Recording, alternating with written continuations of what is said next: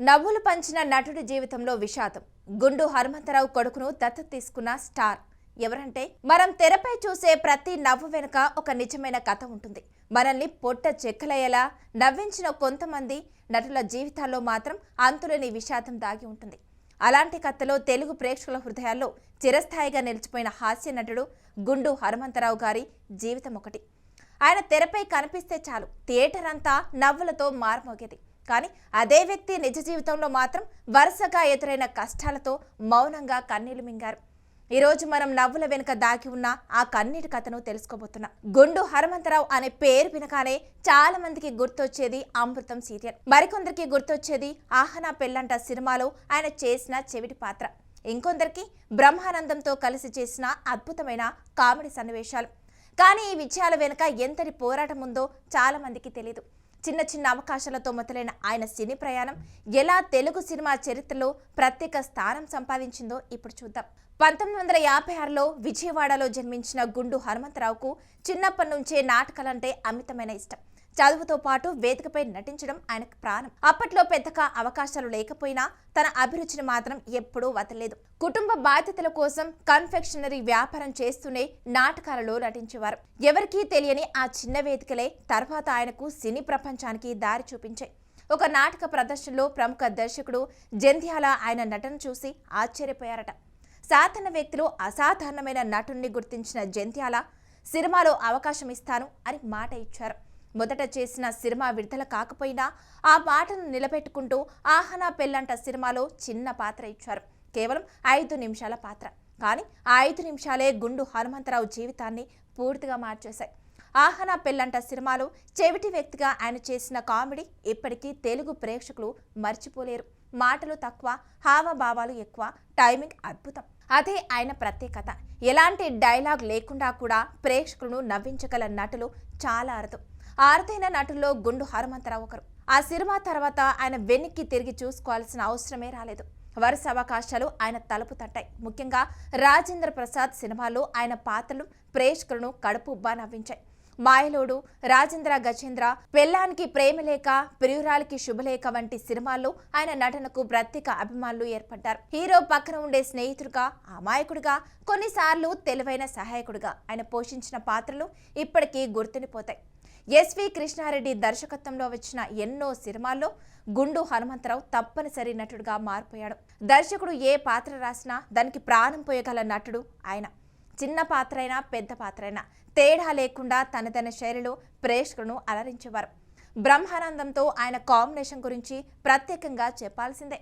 ఇద్దరు కలిసి తెరపై కనిపిస్తే నవ్వులు గ్యారంటీ అనే పేరు తెచ్చుకున్నారు. ఒకరు డైలాగ్ చెప్తే మరొకరు ఇచ్చే రియాక్షన్, ఇద్దరి మధ్య ఉండే టైమింగ్, ఇవన్నీ కలిపి తెలుగు సినిమాకు ఎన్నో అద్భుతమైన కామెడీ సన్నివేశాలను అందించాయి. సినిమాల్లో అంత సవ్యంగానే సాగుతున్న సమయంలో గుండు హనుమంతరావు వ్యక్తిగత జీవితంలో మాత్రం అనుకోని విషాదాలు మొదలయ్యాయి.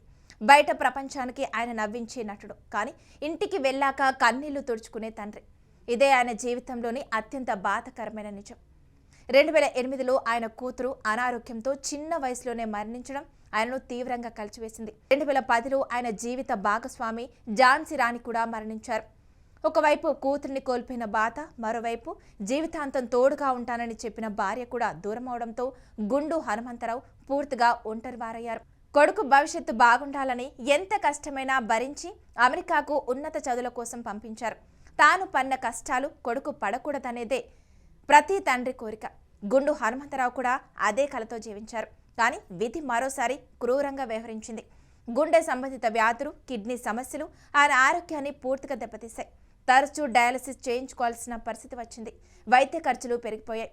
ఎన్నో సినిమాల్లో నటించిన కళాకారుడు చివరికి చికిత్స కోసం ఇబ్బందులు పడాల్సి వచ్చింది. ఈ విషయం తెలుసుకున్న ఆయన కుమారుడు అమెరికాలో తన భవిష్యత్తును పక్కన పెట్టి వెంటనే ఇండియాకు వచ్చేశాడు. ఉద్యోగం, డాలర్ల జీవితం అన్ని వదిలి తండ్రి కోసం నిలబడ్డాడు. తల్లిలా చూసుకున్నాడు, భార్యలా సేవ చేశాడు. ఒక కొడుకు తన తండ్రికి చేయగలిగిన ప్రతి సేవ చేశాడు. ఈ సమయంలో సినీ పరిశ్రమ కూడా ఆయనకు అండగా నిలిచింది. ముఖ్యంగా మెగాస్టార్ చిరంజీవి ఆయన పరిస్థితి తెలుసుకుని ఆర్థిక సహాయం అందించారు. తోటి కళాకారుడి కష్టాన్ని చూసి ముందుకొచ్చిన ఆ సహాయం అందరినీ కదిలించింది. సినీ పరిశ్రమలో మానవత్వం ఇంకా ఉందని నిరూపించింది. అయితే వైద్యుల ప్రయత్నాలు, కుటుంబ సభ్యుల ప్రేమ, స్నేహితుల అండ ఇవన్నీ ఉన్న ఆరోగ్యం మాత్రం సహకరించలేదు. చివరకు 2014లో గుండు హనుమంతరావు ఈ లోకాన్ని విడిచి వెళ్లిపోయారు. తెలుగు సినీ పరిశ్రమ ఒక గొప్ప హాస్య నటుడిని కోల్పోయింది. ప్రేక్షకులు ఒక మంచి మనిషిని కోల్పోయారు. కానీ ఆయన మరణం తర్వాత జరిగిన ఒక సంఘటన అందరినీ భావోద్వేగానికి గురిచేసింది. గుండు హనుమంతరావు పార్థివ దేహం వద్ద ఆయన అత్యంత సన్నిహితుడు బ్రహ్మానందం తీవ్ర విషాదంలో మునిగిపోయారు. స్నేహితుడిని కోల్పోయిన బాధను తట్టుకోలేక కన్నీళ్లు పెట్టుకున్నారు.